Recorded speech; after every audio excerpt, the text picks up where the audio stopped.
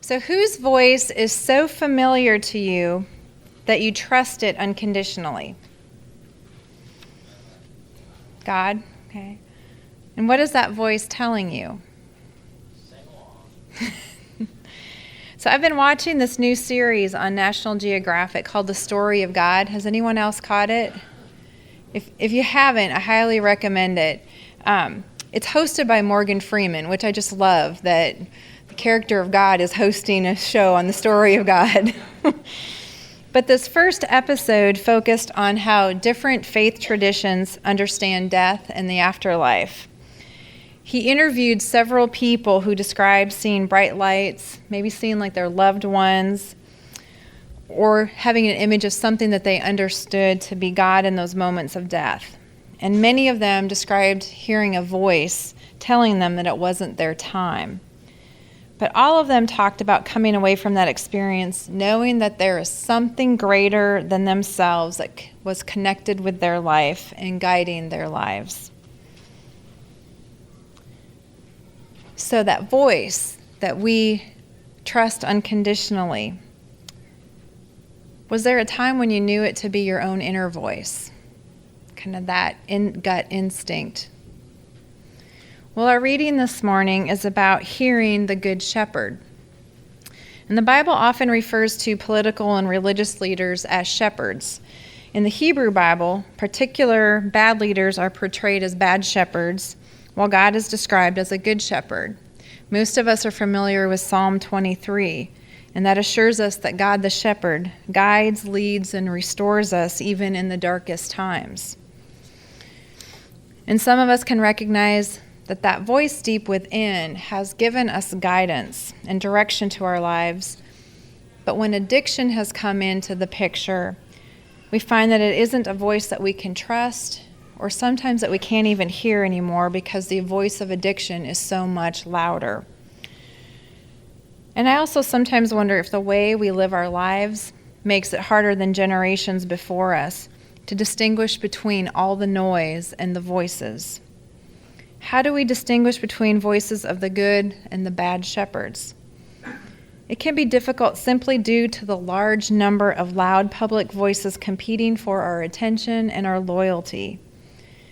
And furthermore, these voices that attempt to shepherd us through confusing paths often contradict one another. It can indeed be quite challenging to discern the voice of a trusted guide through all the facts, pseudo-facts, speculations, opinions, and falsehoods that bombard our ears every day. Some voices employ the tried and true tactic of taking unpleasant and threatening truths and casting them into the realm of doubt and uncertainty. And anyone who has heard the voice of addiction telling them, it's okay, it really wasn't so bad. One drink or one pill won't hurt. You know what I'm talking about. But our reading this morning is about hearing the Good Shepherd, and it's about relationship.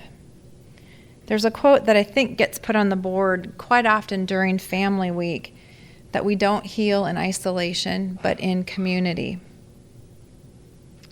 So my sheep hear my voice.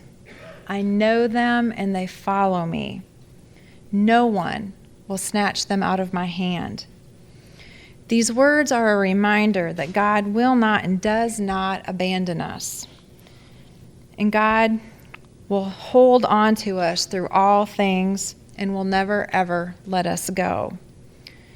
There are so many things in this world and in our lives that conspire to make us feel unsafe and unworthy. But this reading this morning reminds us that even in the midst of these harsh realities, the even greater reality of God's undying, unconditional, and unyielding love is with us.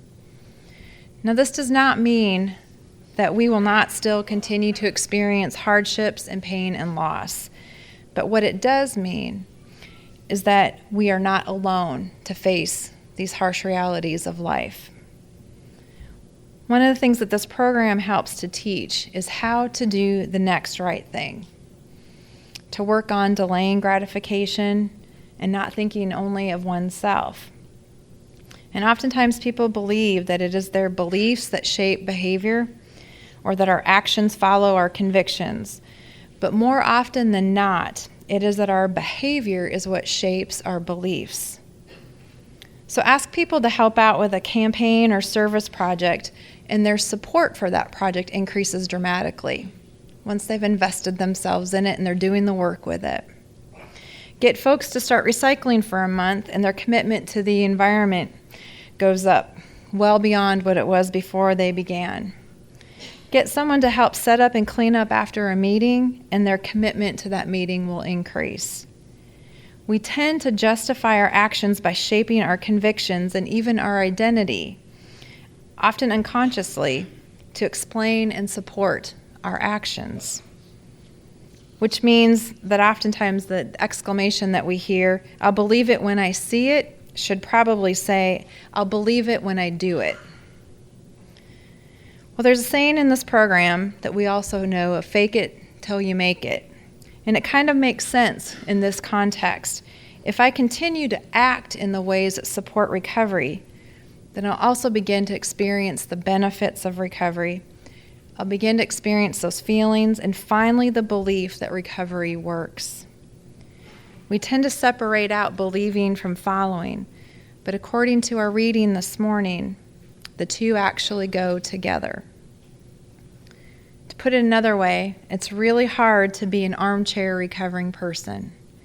Only by getting out of our isolation, out of our heads, and out of our self-will, and actually living the steps and living the spiritual principles do we come to a deeper faith, commitment, and understanding of recovery and ourselves.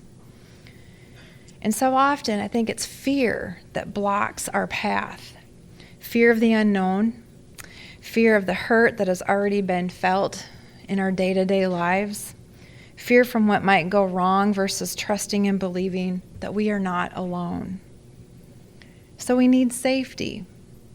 And we need to know that God promises protection, that those valleys of death and depression and despair will not be traveled alone. We need to believe that God really does protect us, that no one will snatch us away, that addiction is not more powerful than being claimed and loved by God.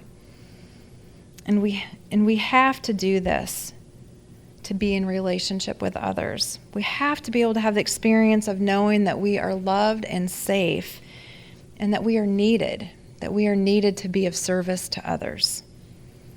Safety is essential on so many levels: professional, personal, spiritual. So with whom do you feel truly safe? And safe with your truth, with who you are and who you want to be. Safe with your concerns and your grief and your sorrow. And safe with your celebration and your joys and your dreams. Safe with your aspirations and hopes and accomplishments. Safe with your fears. Safe with your body and your mind. Building a relationship with God and living this program is a safety from grief that could overwhelm hope. It's a safety from anguish that could crush the spirit, and it's safety from loneliness that might isolate the soul. And I really want us to hear this part, that the safety with God in this program is not about shielding us from life happening, because I think so often that's the hope, and then when life happens, there's so much disappointment. It's not a safety net against those things happening, but the safety comes in that you don't have to face it alone. That when life does happen, you are not alone, and there is protection from those hardships when life feels like it could consume us. But it's also a reminder that we can share in our celebration and our joys with one another, and that when we share that, they continue to grow.